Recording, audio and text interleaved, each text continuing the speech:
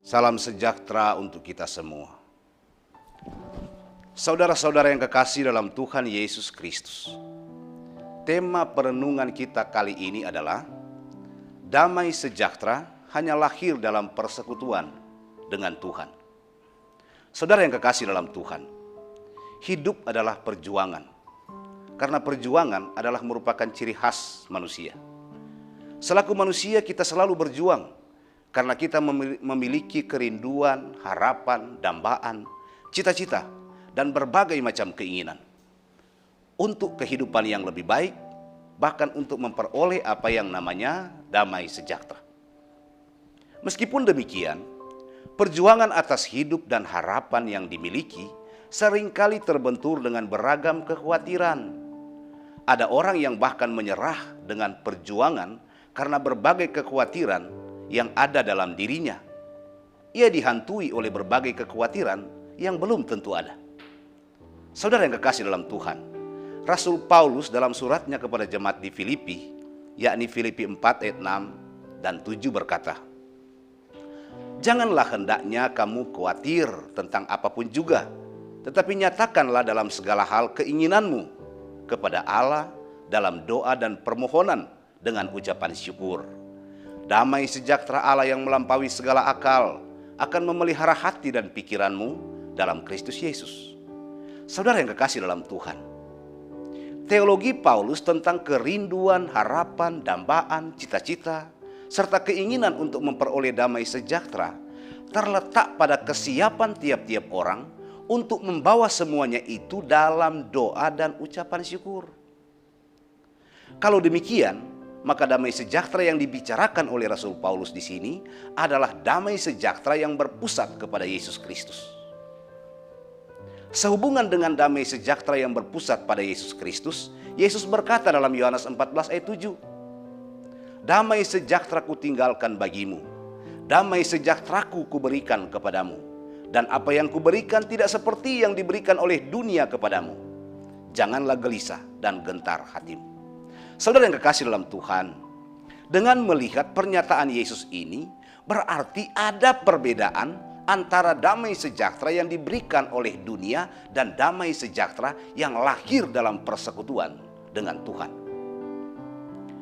Menjadi pertanyaan bagi kita sekarang ini adalah, apa perbedaan yang mendasar antara damai sejahtera yang diberi oleh dunia dan damai sejahtera yang lahir dalam Tuhan Yesus? Saudara yang kekasih dalam Tuhan, sering kita berpikir bahwa damai sejahtera adalah ketika kita tidak memiliki musuh. Tapi sayang kadangkala tanpa disadari, cara yang kita gunakan untuk tidak memiliki musuh adalah bertekuk lutut dan bekerja sama dengan kejahatan. Ini adalah damai sejahtera yang ditawarkan oleh dunia. Kadangkala kita berpikir bahwa damai sejahtera adalah situasi tanpa persoalan. Semua terlihat baik-baik saja. Tapi sayang kadangkala cara yang kita pakai untuk tidak ada persoalan dalam hidup adalah tidak peduli dengan situasi dan kondisi yang terjadi di sekitar kita.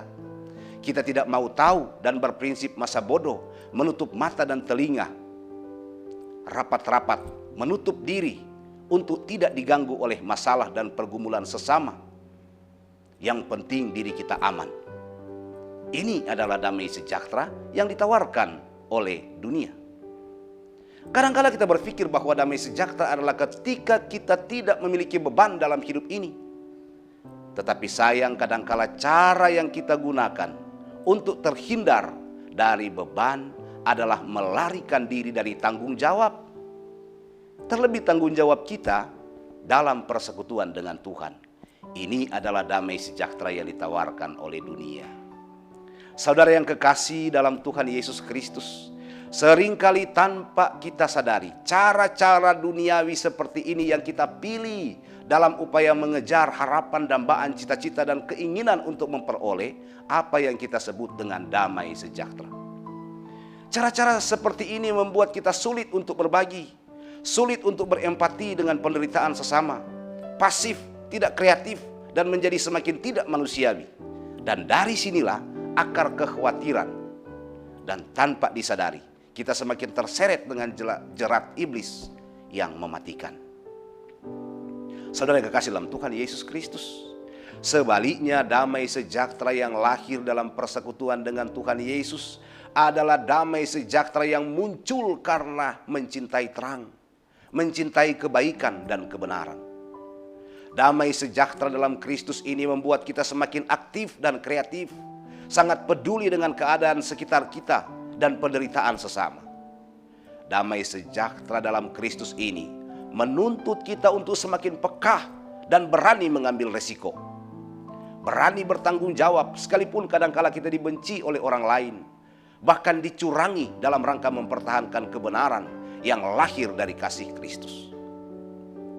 Damai sejahtera dalam Kristus adalah memberi, sama seperti Kristus yang hadir dalam realitas kehidupan manusia adalah memberi. Kalau demikian, apakah yang menjadi keuntungan orang percaya ketika dengan sungguh-sungguh memaknai dan memberlakukan damai sejahtera yang lahir dalam persekutuan dengan Kristus?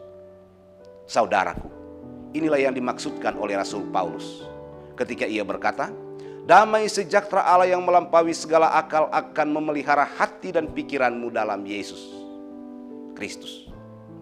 Damai sejahtera Allah inilah yang dengan sempurna terus menyertai, memberkati, meneguhkan, menghiburkan, menguatkan, dan mengokohkan kita untuk menerima sukacita yang tiada taranya dari Allah dalam perjuangan hidup kita untuk menghadirkan damai sejahtera Allah bagi dunia yang haus akan cinta dan kasih sayang.